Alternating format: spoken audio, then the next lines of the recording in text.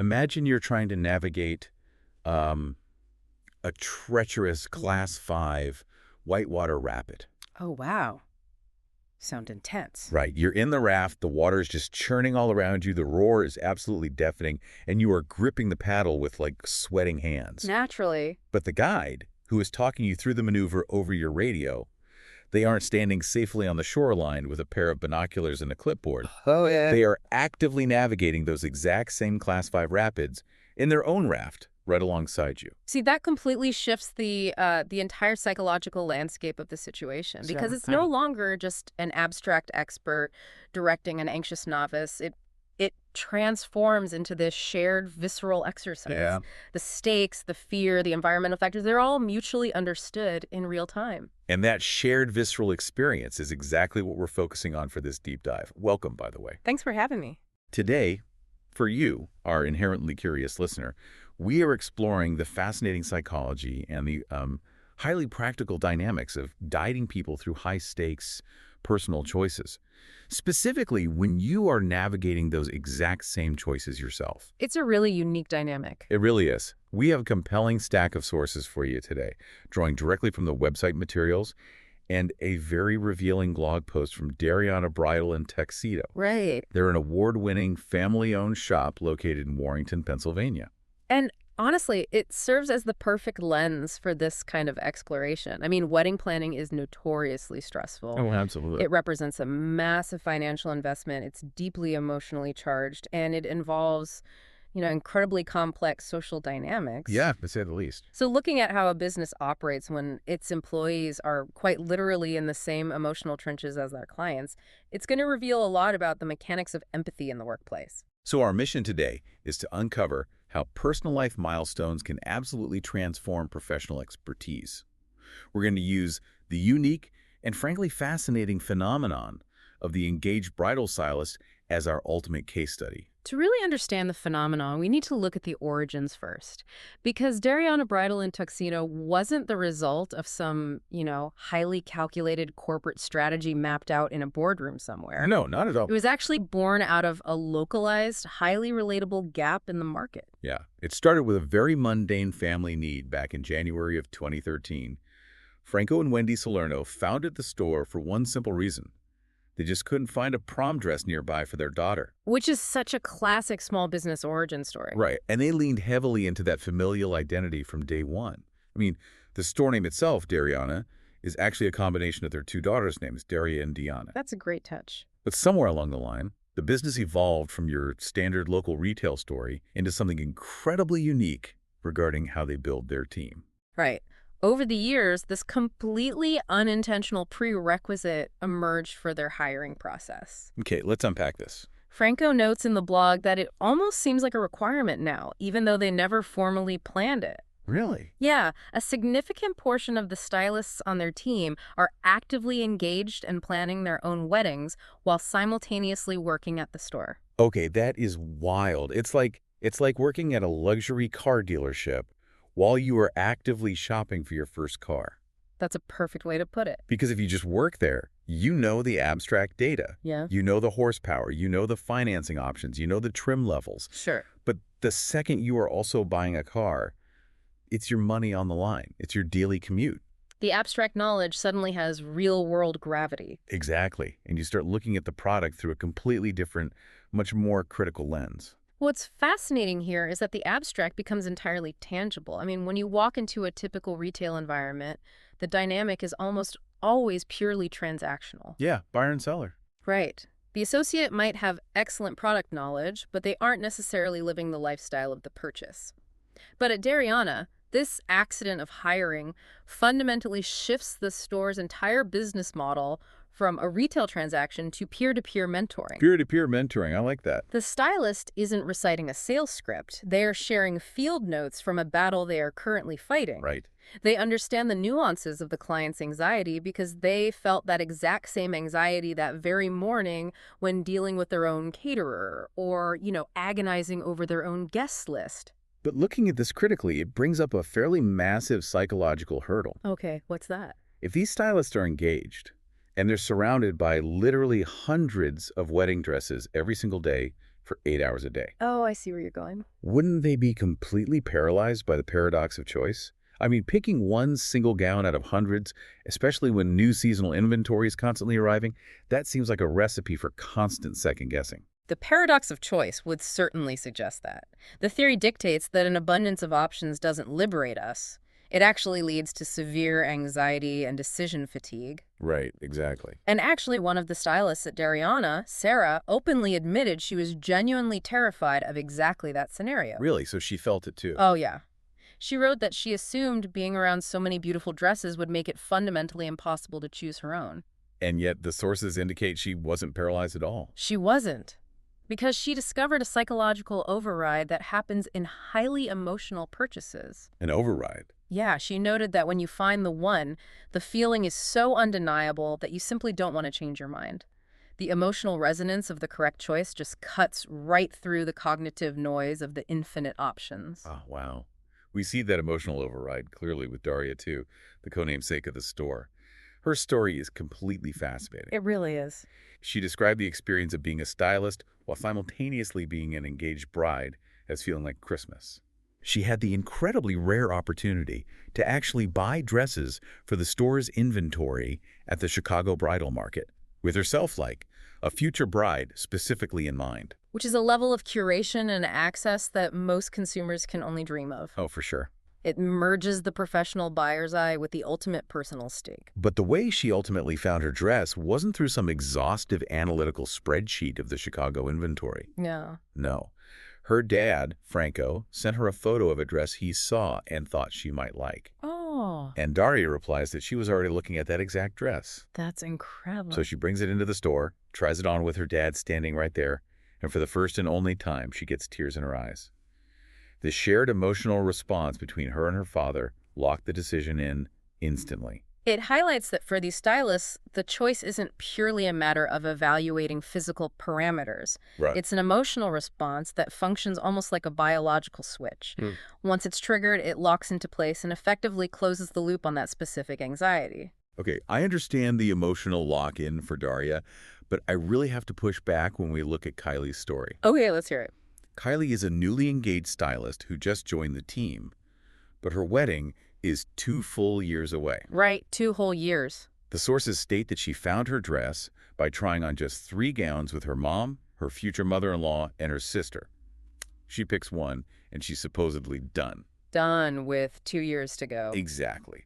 But human nature is driven by the fear of missing out. The idea of the next best thing is incredibly powerful. Wait, Kylie still tries on other countless gowns at work just to see how they feel for the customers. She does, yes. I would be absolutely terrified of second-guessing my own choice. If my wedding is 2 years out and I'm putting on new dresses every day, I would inevitably find something else I like better and start questioning my original choice. It completely contradicts how we usually think about consumer behavior, doesn't it? You assume that continued exposure to alternatives will inevitably erode confidence in the original choice. But psychologically, what Kylie is demonstrating is a very specific type of emotional anchoring. How does that anchoring prevent the fear of missing out, though? I mean, if she puts on a new arrival and it looks amazing, doesn't that inherently threaten her previous choice? It would if she were still wearing the psychological hat of a shopper, Okay. but she isn't. Because she has already established her finalized, confident choice alongside her family, which, anchors the dress to a core memory, that chosen dress acts as her emotional baseline. I see. The personal anxiety of what am I going to wear has been fundamentally resolved. So she isn't evaluating the new dresses against her own dress at all. Precisely. Because her personal emotional load has been lifted, she's completely freed up to objectively test different styles without the static of personal decision-making. That makes so much sense. Right. She can put on a heavy satin ball gown or a fitted crepe sheath and evaluate it purely for its physical characteristics. How does the fabric move when you walk? Is the beading heavy on the shoulders? Does the lace itch against the collarbone? She is no longer shopping.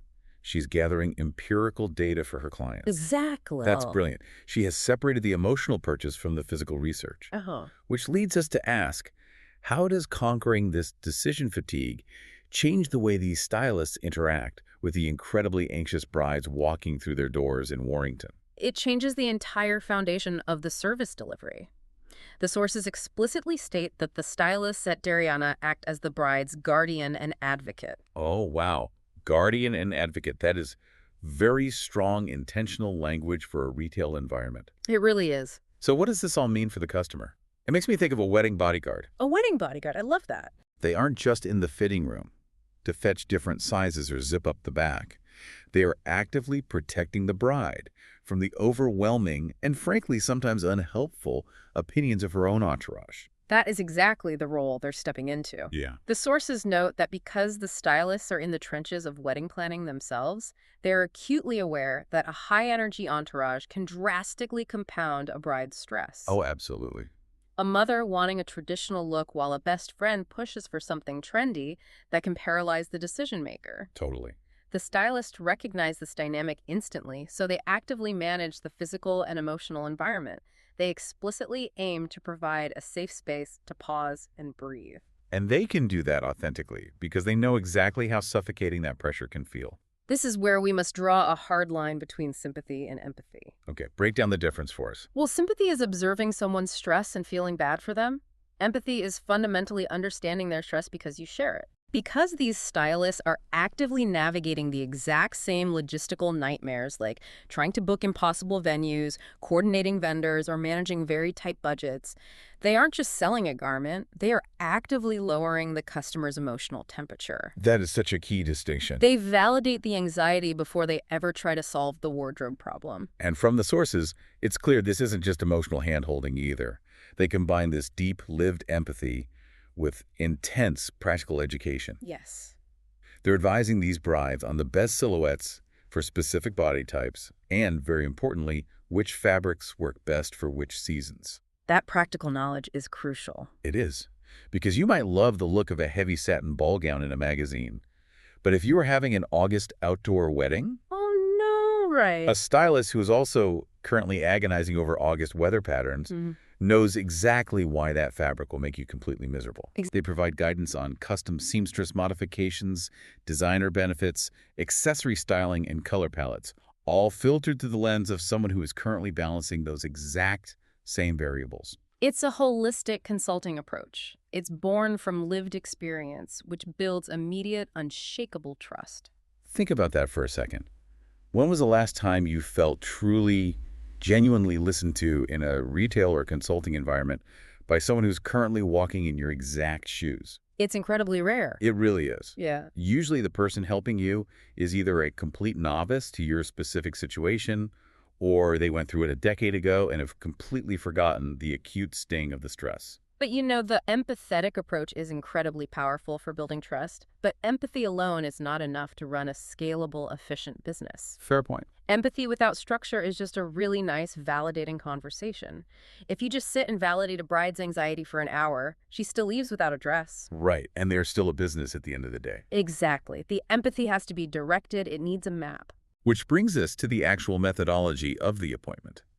How do these guardian stylists extract the right information from a stressed out, overwhelmed bride to actually find her perfect dress out of the hundreds hanging on the racks? They rely on a highly structured intake of data. Specifically, Darianna uses a highly detailed 15-question wedding dress quiz designed to narrow down the client's vision before the appointment even formally begins. And looking at the specifics of this quiz, it goes way beyond your standard retail questionnaire. It isn't just asking for a size and a favorite color. It is comprehensive. It really is. It starts with the literal physical parameters, which makes sense. Nice. I ask for budget ranges spanning from under $1,000 to over $3,000. Gotta know the budget. It asks about preferred silhouettes, like whether you envision a grand ball gown or a sleek, fitted sheath. It breaks down fabrics into categories like satin, lace, tulle, and crepe. It covers necklines from sweetheart to high neck, and even gets into the specifics of the train length, ranging from a massive cathedral train to a subtle sweep. So those questions establish the physical boundaries of the search. They give the stylist the basic architectural blueprints.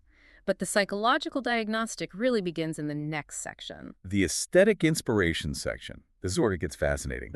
They ask the bride which celebrity wedding dress she loved the most. Yes, I loved this part. Offering options like Kate Middleton, Meghan Markle, Ariana Grande, or Hailey Baldwin, and then they ask about fashion eras.